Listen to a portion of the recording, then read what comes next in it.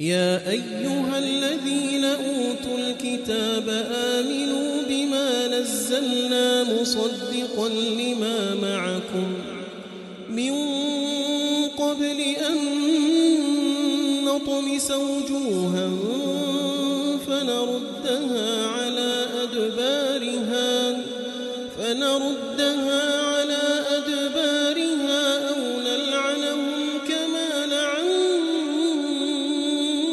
أصحاب السبت وكان أمر الله مفعولا إن الله لا يغفر أن يشرك به ويغفر ما دون ذلك لمن